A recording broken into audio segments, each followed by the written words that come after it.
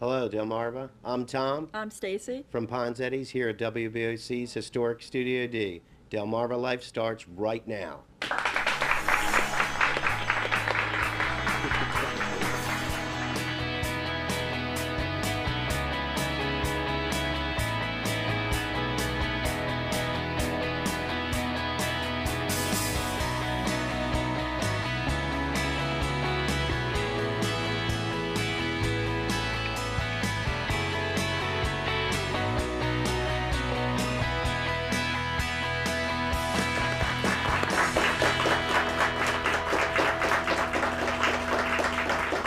Good afternoon, everyone. It is Thursday, March 29th. I'm Lisa Bryant. I'm Jimmy Hoppa. Thanks for watching Delmarva Live from Historic Studio D. And we get to say good afternoon to a wonderful studio audience this afternoon. Thanks for joining us, guys. I want to thank Tom and Stacy for opening this show and also for making the studio smell so good. Yeah, I'm sorry. Yeah. We have pizza today. We're going to learn how to make pizza from Ponzetti's. Do I get to throw it in the air? Yeah, I think so. I think so. Yeah, that'll be interesting. See if I can keep from hanging it up on a light. That's going to be a lot of fun. But first, get into the hot topics. Yes, cutting right to the chase. We got to say congratulations to the University of Maryland Eastern Shore bowling team because they made the 2012 National Collegiate Women's Bowling Championship. Great job, guys. Yeah. What a great group. Defending champions from last year. This is their 9th consecutive year, so that's awesome. Top 8 teams, and the Hawks are hoping to come home with the trophy again. That's wonderful. I know they have a great team. Good job. Good job. Good job to them. All right. There is a dinner going on Saturday. If you guys are looking for something to do, there is a dinner going on Saturday in Princess Anne. It's at the Somerset, I think, Civic Center. Anyway, it's the Michael P. Cooper Memorial Fundraiser. Here's how it started. 17 years ago, somebody put together this memorial dinner, and it's got like silent auction and live auction and live entertainment in memory of their friend, Michael P. Cooper, who was killed in an accident. In the last 17 years, they have actually garnered $500,000 that they have put up for scholarships, donations to the sick and needy, local nonprofits like volunteer fire departments, 4-H, scouts, all kinds of things. Yeah. And because of the economy, and because there is so much work involved in putting it together, this is going to be the last one. Wow. Which is really difficult for a lot of the people. They're still going to keep doing the fundraising and scholarships as much as they can, but this particular event, this is going to be it. So in case you're interested in going, here's the information. It is coming up Saturday. It's going to be in Princess Anne at the Somerset County Civic Center. They got a happy hour auction preview. That all starts at 5:30. $30 for the ticket, and they got a live band and a cash bar. So if you're in that area looking for something to do, there's a large time to be had, and for a very good reason, great benefits. I feel like we're getting in the time of the year where all of these weekend events are starting up, you know, where you have so many choices to what to do, go to this, go to that. I love it. I love spring. Hey, last week we were talking about cash mobs. Remember we were talking about cash mobs, which is basically a flash mob where you go to a small business and spend your money. Right, right. Well, now the lunch mob is making its way to Delmarva. This is really neat. The Daily Times is reporting that the Lunch Mob is a project started by 2 business owners who want to support local restaurants by organizing gatherings at eatings across Sussex County.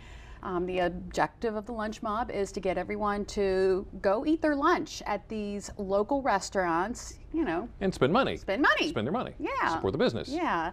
So pretty cool. I'm trying to imagine having a couple hundred people walk into my restaurant. I know. I was wondering about that. Are they going to forewarn let them know the restaurant owner? Because, you know, if you only get X amount of people for lunch every day, you staff for X amount. Wow. If you get X times 10.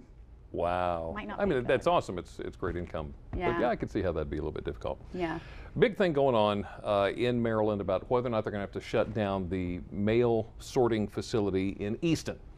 Senator Ben Cardin, Maryland Senator Ben Cardin, is now saying he's feeling a little bit better after the Postmaster General, Patrick Donahoe, made an announcement yesterday. He's thinking, you know, we may not have to close down as many as we thought. Yeah. It's great news. Good news, yeah. On the heels of that, flip side of that coin, they're thinking they may have to bump up first class stamps to 50 cents. Wow. 50 cents. What are they, like 45 now? I've lost track. I've lost track too. I get the 47. forever I lost it. stamps. Right. And I always forget what the how much it's worth yeah. now. So, but they're thinking about bumping that up to 50 cents, which makes me think, has anyone here ever tried to mail a letter?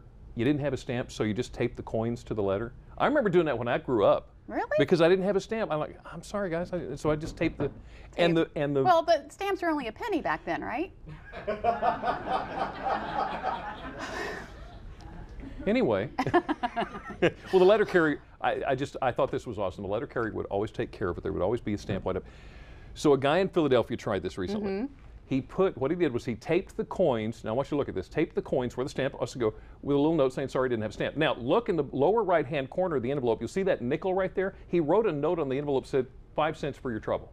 Oh, that's nice. So he goes to the post office. He drops the letter with the coins taped to it in the mail. Just to see what happens. Okay, well, lo and behold, he gets back this envelope with his envelope inside, and from the postmaster, sorry, it was unavoidably damaged. We look forward to serving you better. He opens it up and pulls the envelope out, and there are the coins still taped to the front of the envelope. Almost. With the exception of that 1 nickel for your trouble. Honest to goodness, that really did happen. I think that was last year, I'm not sure, but he was trying to mail it from Philly to Staten Island. Oh, that's interesting. So much for the nickel. They took the nickel and sent back the rest. You got the stamp money back. I guess that was federal money. You can't steal that. Yeah, no. Have you noticed the Canada geese? How can you avoid them? How I know, can you right? not notice them? We have a pond behind the station, and so we get a lot of geese around the station, and with geese comes geese. What comes with geese? Yeah, what comes with geese. Anyway, it's also the time that we're going to start seeing a lot more goslings, right? They're called goslings. Right. So the Canada geese are getting a little more aggressive because they're protecting their little goslings. Well, believe it or not, according to the Daily Times, Canada geese in Maryland increased from about 25,000 in 1989 to 90,000 in 1998. That's 9 years. 9 years, yeah. From 25 to 90,000. Right.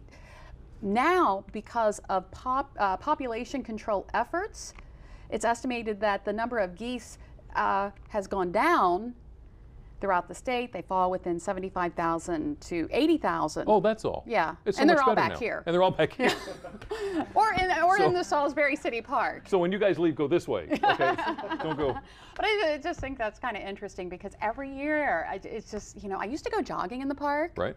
Until one year, I'm just jogging along and this goose just starts charging at me.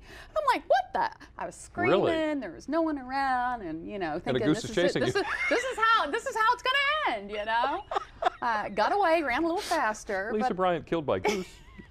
That's not a good headline. But yeah, I guess it thought I was charging its babies. I don't know. Good. Yeah. Well, I think up in Pennsylvania, we were talking earlier, part of that control is they feed them to the homeless. Yeah. And we were trying to figure out if they do that around here. Like they do some of the deer programs up in I know The in Delaware. venison. The venison, yeah. Yeah. So trying to figure that out. But Yeah. did you ever see any snakes while you were running? Not alive. No? Seen a few dead ones. Aren't you glad you didn't see this one? Oh my goodness, yes. Can you believe that thing? I'll take the goose over that. This is the prehistoric monster snake known as the Titanoboa. It's actually going on display at the Smithsonian in D.C. This is from when it was on display in New York City. The 48 feet long, 2,500 pounds, as big as a little bus.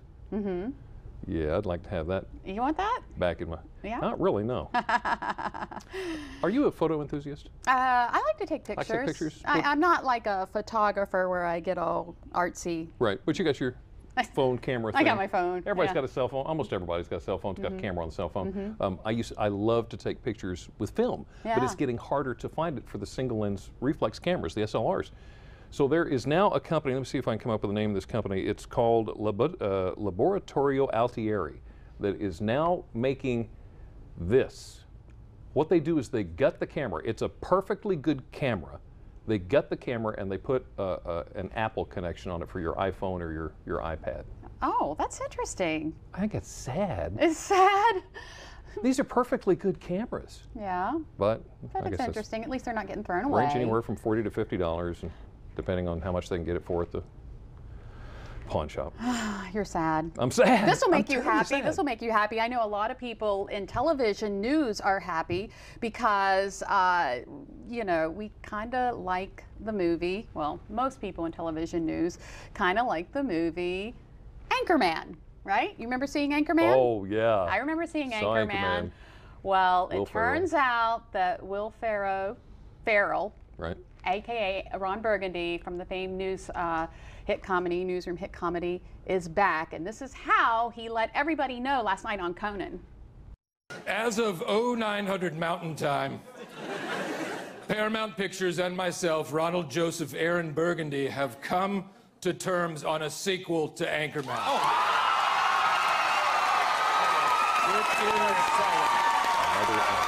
Another Anchorman movie.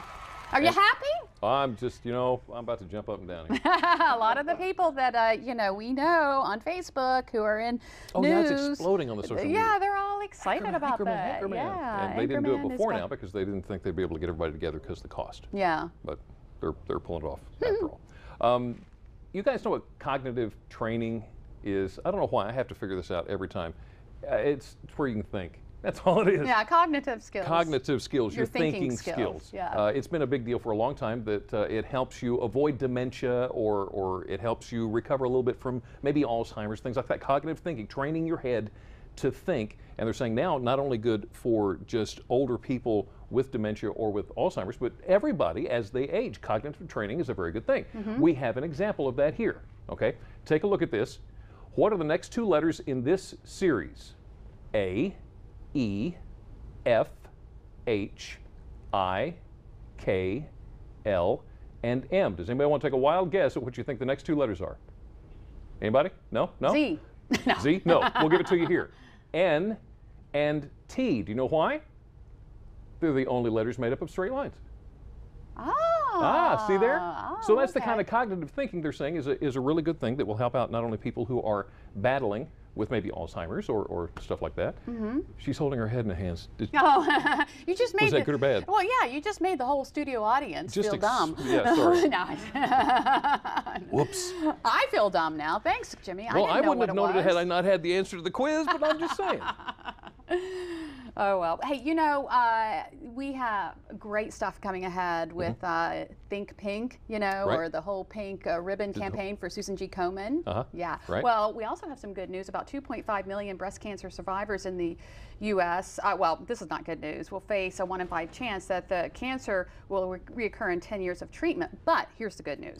A new blood test, twice as sensitive, can detect breast cancer recurrence a full year earlier. Oh. That's according to a scientist who reported at the 243rd National Meeting and Exposition of the American Chemical Society in San Diego. So that's good news, a That is whole year great early. news. That is terrific. And as you already said, we are tied in deeply with Susan B. Komen. Yeah.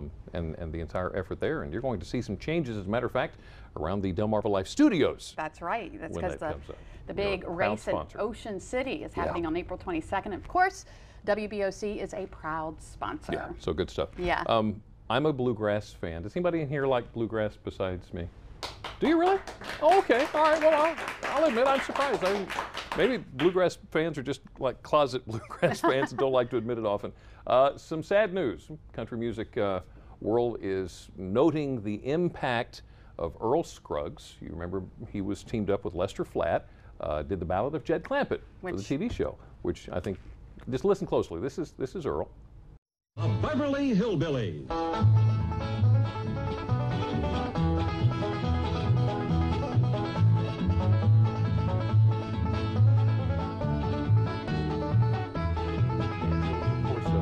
An American instrument, purely an American instrument, and his 5-string picking style became known as the Scruggs style. Yeah, and Porter Wagner once said that Earl Scruggs was to the 5-string banjo what Babe Ruth was to baseball. So. Yeah, so sad loss. He was 88. 88 years old, died of natural causes. Yeah. Well, a little later on Delmarva Life, we're in the kitchen to see how well Jimmy and I can put together a pizza pie, but we'll have a little help from Ponzetti's Pizza, thank goodness. Yeah.